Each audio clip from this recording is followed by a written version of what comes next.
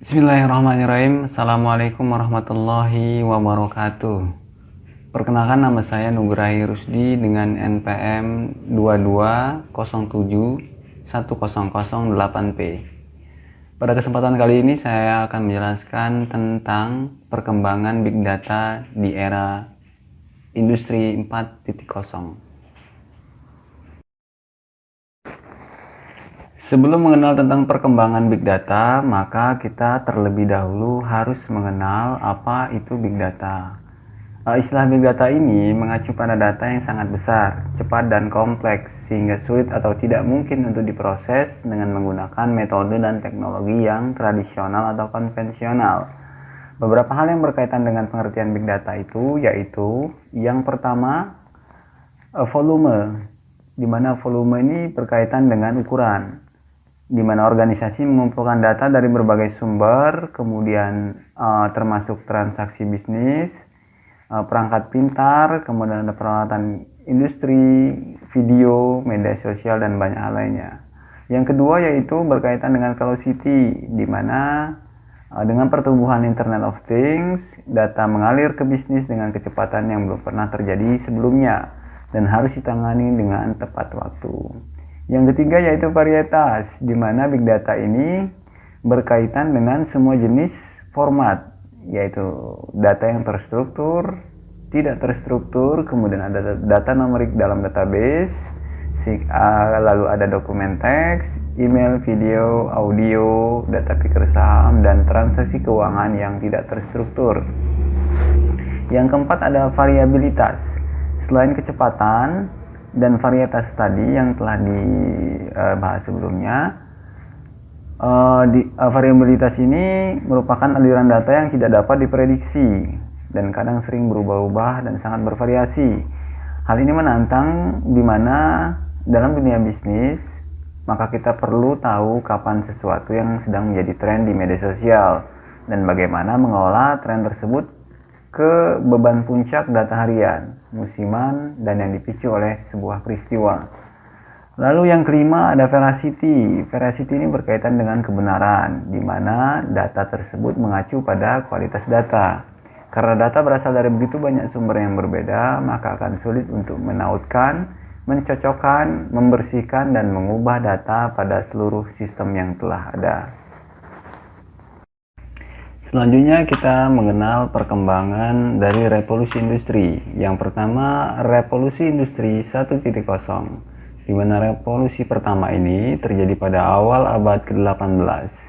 Faktor yang memicu kemunculan revolusi industri 1.0 ini yaitu penemuan teknologi mesin uap, di mana sebelumnya proses manufaktur masih dilakukan oleh manusia. Tapi dengan kehadiran teknologi mesin uap, tentunya produksi barang dengan jumlah yang lebih besar akan lebih terbantu. Adanya mesin uap membantu pendistribusian barang secara besar-besaran dan dapat dilakukan dengan menggunakan bantuan kereta bertenaga uap sehingga lebih cepat, efektif, dan efisien. Kemudian selanjutnya ada revolusi industri 2.0, di mana pada revolusi industri 2.0 ini ditandai dengan penemuan listrik. Mesin-mesin sudah mulai menggunakan tenaga listrik sehingga dapat beroperasi dengan lebih cepat dan efisien dibandingkan dengan mesin bertenaga uap. Hal ini kemudian melahirkan konsep dari mass production atau produksi massal, sehingga industri manufaktur dapat memproduksi barang dengan volume yang lebih besar dibandingkan pada era revolusi industri sebelumnya. Lalu selanjutnya revolusi industri 3.0. Pada revolusi industri 3.0 ini, industri manufaktur mulai mengandalkan komputerisasi untuk melaksanakan proses produksinya. Revolusi ketiga dipicu oleh mesin bergerak yang berpikir secara otomatis, yaitu komputer dan robot. Keberadaan komputer pun mulai menggantikan banyak peran manusia sebagai operator. Jika dulu kita merekam musik dengan kaset, maka sekarang ini kita berubah menggunakan CD. Hal ini terjadi karena peran komputer yang dapat bekerja dengan data digital. Jadi, dapat dibilang revolusi industri ketiga ini atau revolusi industri 3.0 disebut juga dengan digital revolution. Kemudian selanjutnya ada revolusi industri yang keempat atau revolusi industri 4.0. Konsep Industri 4.0 sendiri pertama kali digunakan di publik pada tahun 2011, tepatnya pada saat pameran industri Hannover Messe di kota Hannover. Ada 4 prinsip penting dalam Industri 4.0, yaitu yang pertama interkoneksi atau interconnection, di mana prinsip pertama ini berarti hubungan antara manusia, alat, dan mesin yang saling berkomunikasi satu dengan lainnya dengan menggunakan sebuah teknologi, yaitu Internet of Things atau IoT atau Internet of People atau IOP. Kemudian yang kedua yaitu ada transparansi dan informasi, di mana pada era revolusi Industri 4.0 ini teknologi yang ada tentunya memungkinkan dan mempermudah seseorang dalam mengumpulkan berbagai jenis data penting dalam proses produksi untuk pengambilan suatu keputusan. Prinsip interkoneksi ini juga membantu seseorang dalam mengidentifikasi area mana yang perlu mendapat sentuhan inovasi dalam proses produksinya. Prinsip yang ketiga yaitu bantuan teknis, di mana pada prinsip ketiga ini bantuan teknis dengan informasi yang relevan dan penting untuk mengambil sebuah keputusan yang tepat dan memecahkan masalah dengan cepat. Lalu yang keempat yaitu pengambilan keputusan. Cyber physical system akan memutuskan sendiri secara otomatis dalam melakukan tugas sesuai dengan fungsi yang benar tanpa membutuhkan campur tangan dari pihak eksternal. Selanjutnya yaitu peran internet di era revolusi industri 4.0, di mana perkembangan teknologi yang paling berpengaruh terhadap revolusi industri 4.0 yaitu satu, perkembangan komputer dan big data. Lalu ada perkembangan energi baru dan terbarukan, kemudian ada perkembangan internet dan cloud technology. Ada 5 sektor prioritas di Indonesia khususnya yang menuju revolusi industri 4.0, yaitu industri tekstil 2,51%, lalu ada industri kimia 2,31%, lalu ada industri elektronik 1,84%, lalu industri makanan dan minuman 2,47%, dan industri otomotif 1,72%. Kelima sektor industri ini dinilai berdasarkan Indi 4.0 dengan rata-rata nilai 2,17%, yang menandakan bahwa Indonesia sudah cukup siap untuk menerapkan industri 4.0. 10 prioritas nasional dari Indonesia yaitu dalam menghadapi era industri 4.0 yaitu memperkuat produksi material sektor hulu. Lalu yang kedua adalah membangun peta jalan zona industri nasional untuk menyelesaikan masalah zona industri. Lalu yang ketiga adalah mengakomodasi standar keberlanjutan. Lalu yang keempat adalah memberdayakan 3,7 juta UMKM melalui teknologi. Lalu yang kelima yaitu menarik investasi asing melalui penawaran yang baik serta intensif untuk mendorong percepatan transfer teknologi ke perusahaan lokal. Yang keenam adalah membangun jaringan internet berkecepatan tinggi dan platform digital yang dapat memutuskan transisi dalam menuju industri 4.0.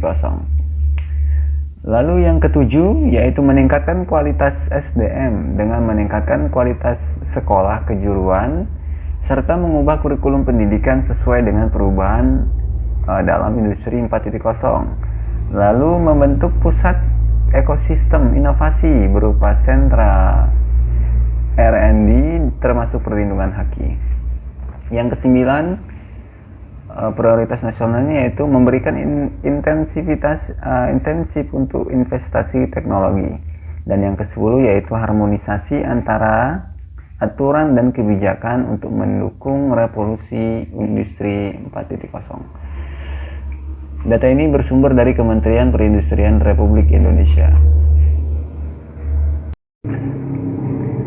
Big data pada era industri 4.0 ini memunculkan jenis pekerjaan-pekerjaan baru yang diminati atau profesi hits yang di era industri 4.0, yaitu diantaranya adalah desainer grafis yang berguna untuk mendesain web atau user interface, Kemudian ada promosi, lalu ada programmer yang berguna untuk memantau serta menganalisa program komputer. Lalu ada big data engineer, yaitu bertugas mengumpulkan dan mengolah data dalam jumlah besar dan melakukan pemantauan. Lalu ada artificial intelligence, yaitu engineer, di mana spesialis pekerjaannya berhubungan dengan kecerdasan buatan atau artificial intelligence. Lalu ada cyber security.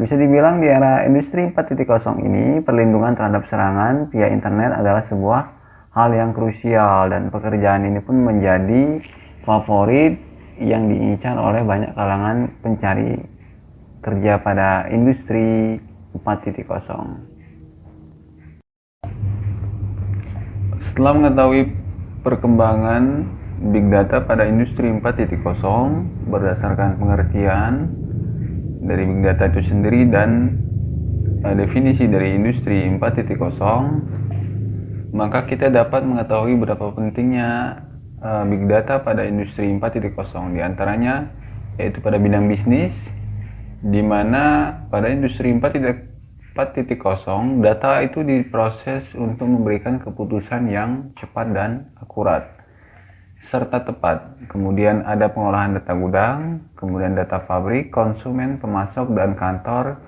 selalu dapat terkoneksi secara real time dan kontinu, sehingga pengambilan keputusan tadi dapat lebih cepat. Kemudian ada implementasi pengolahan data, yaitu pada strategi marketing, lalu ada strategi jadwal produksi, dan kemudian ada penjadwalan maintenance. Bagi investor di suatu perusahaan, maka big data merupakan senjata baru bagi mereka, di mana pemanfaatan big data ini dimanfaatkan dalam bidang artificial intelligence atau dalam pengoperasian investasi. Hal tersebut dapat tergambar dalam survei kata data, yaitu Investor Confidence Index atau KICI kuartal keempat yang diambil pada tahun 2019, di mana pada periode survei 25 November sampai dengan 9 Desember 2019 terhadap 288 investor, institusi di manajemen investasi, asuransi, dan dana pensiun, maka big data sebanyak 41,3%. Lalu pemanfaatan oleh investor di mana, yaitu artificial intelligence sebanyak 81,2%, meningkat sebanyak 18,8%. Untuk saham itu mencapai 71,4% pemanfaatan big data.